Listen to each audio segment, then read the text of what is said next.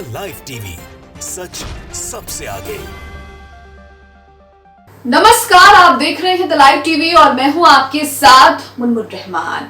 पूर्वोत्तर के राज्य मिजोरम में हाल ही में विधानसभा चुनाव होने वाले हैं। साल के अंत तक यहां पर विधानसभा चुनाव हो सकते हैं और इसी को लेकर ओपिनियन पोल जो है वो भी सामने आने लगे हैं। मिजोरम चुनाव से जुड़ा पहला ओपिनियन पोल सामने आया है, जिसमें भारतीय जनता पार्टी को बड़ा झटका लग रहा है।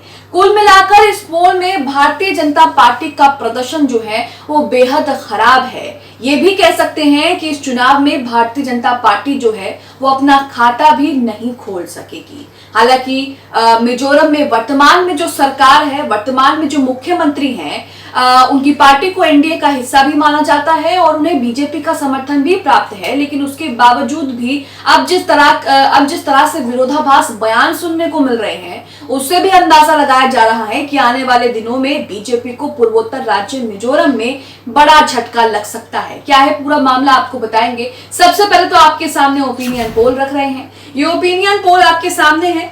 Opinion poll small box India का है। स्मॉल बॉक्स इंडिया जो है देश में जितने भी चुनाव होते हैं, राज्य भर में जहां भी चुनाव होते हैं, उसका ओपिनियन पोल जो है वो सामने रखता है, जनता की राय लेता है, जनता से बातचीत करता है और उसके बाद ही एक ओपिनियन पोल तैयार करता है। स्मॉल बॉक्स इंडिया ने मिजोरम चुनाव को लेकर भी एक ओपिनियन पोल तैयार किया है। पहला ओपिनियन पोल है ये स्मॉल बॉक्स इंडिया की तरफ से और इस पहले ओपिनियन पोल में बीजेपी की हालत बेहद खराब नजर आ रही है। कांग्रेस को यहाँ पर सीटें मिल रही हैं, लेकिन बीजेपी यहाँ पर 0 पर सिमटती नजर आ रही है। हो सकता है कि बीजेपी इन चुनावों में अपना खाता भी ना खोल सके। तो पूर्वोत्तर के राज्य में बीजेपी का क्या हाल है ये आप देख रहे हैं। इसी के साथ इस पोल में देखिए लिखा है, मिजोरम विधानसभा चुनाव 2023 के लिए ये हमारा पहला असेंबली पोल है, जनमत सर्वेक्षण है 40 सीटों पर। मिजोरम में कुल 40 सीटें हैं, विधानसभा चुनाव 40 सीटों पर होने हैं। ऐसे में पार्टियों को कितनी कितनी सीटें मिल सकती हैं,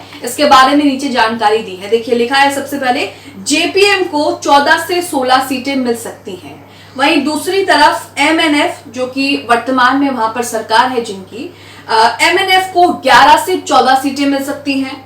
कांग्रेस की बात करें तो मिजोरम विधानसभा चुनाव में कांग्रेस को 6 से 9 सीटें मिल सकती हैं और बीजेपी की बात करें तो बीजेपी का यहां पर आप हाल देख सकते हैं, 0 से 1।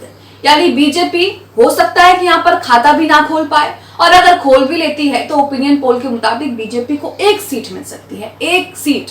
अब आप देखिए कि बीजेपी का मिजोरम में किस तरह से बुरा हाल है। इसी के साथ लिखा है कि हंग असेंबली के भी आसार जो हैं वो देखने को मिल सकते हैं। कई बार ऐसा होता है कि चुनावों में राज्यों में जो है वो हंग असेंबली भी देखने को मिल सकती है। मेघालय में भी ऐसा ही हुआ, मेघालय में भी यही स्थिति देखने को मिली। लेकिन मेघालय में जिस पार्टी को सबसे ज्यादा सीटें मिली उसने बीजेपी से समर्थन पत्र हासिल कर लिया और बीजेपी को अपने पाले में ले लिया। यहाँ पर भी आप हंग असेंबली की संभावना जो है यहाँ जताई गई है। नीचे लिखा है, अगर आप चुनाव हुए तो नतीजे ये होंगे जो आपकी स्क्रीन पर आपको स्मॉल बॉक्स इंडिया ने दिखाए हैं। ये नतीजे होंगे जिसमें सबसे बड़ी पार्टी, अगर आज चुनाव होता है तो इस ओपिनियन पोल के मुताबिक सबसे बड़ी पार्टी जो है मिजोरम विधानसभा 2023 के चुनावों में जेपीएम पार्टी बनकर उभरेंगी, जिसे 14 से 16 सीटें मिल रही हैं। लेकिन यहाँ पर बहुमत का आंकड़ा जो है वो कोई भी पार नहीं कर पा रहा है, किसी के पास भी स्पष्ट बहुमत नहीं है। 2 पार्टी का गठबंधन करने के बाद भी शायद वहां पर सरकार जो है बन पाए, इसलिए हंग असेंबली के आसार जो है वो भी जता दिए गए हैं। तो यहाँ आप देख सकते हैं, कुल मिलाकर अगर ओपिनियन पोल में बीजेपी की बात करें तो बीजेपी यहाँ से बिल्कुल गायब है, 0 पर सिमट गई है। खाता भी बीजेपी का यहाँ पर नहीं खुल रहा। आपको बता दें कि 2018 में जो चुनाव हुए थे मिजोरम में, वहां पर मिजो नेशनल फ्रंट ने कांग्रेस को सत्ता से बाहर कर दिया था।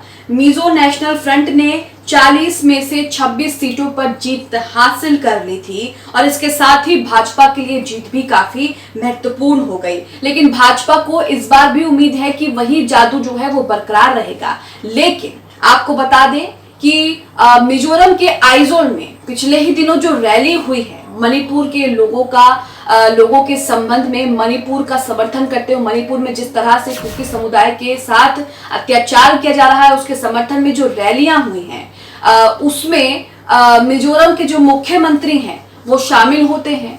उनके साथ उप मुख्यमंत्री भी शामिल होते हैं, कई नेता कई विधायक उनकी पार्टी के सरकार के उसमें शामिल होते हैं, जिसके बाद बीजेपी मुख्यमंत्री बीजेपी के मणिपुर के मुख्यमंत्री इस बात से तिलमिला जाते हैं। तो कहीं ना कहीं जो चीजें सामने आ रही हैं वो ये संकेत भी दे रही हैं कि इस चुनाव में शायद एमएनएफ पार्टी जो है वो बीजेपी के साथ नहीं जा सकती है, बीजेपी के साथ जो भी उसके रिश्ते हैं वो तोड़ सकती है। हालांकि सिर्फ ऐसे कयास लगाए जा रहे हैं, क्योंकि वो पिछले दिनों जो बयान दे रहे हैं, यूसीसी पर भी उन्होंने एक अलग बयान दिया, बीजेपी से अलग एक बयान दिया, और उसी के साथ अब जब वो आइजोल में जो रैली हुई उसमें जाकर के शामिल हो गए, जिसे लेकर एन बीरेन सिंह उन पर भड़के भी, तो कई तरह की चीजें जो है वो सामने आ रही है। इसी के साथ आपको बता दें कि पूर्वोत्तर के राज्यों में बीजेपी की सरकार है, बीजेपी की या तो सरकार है या फिर बीजेपी ने अपने सहयोगी दलों के साथ मिलकर वहां पर सरकार बनाई है।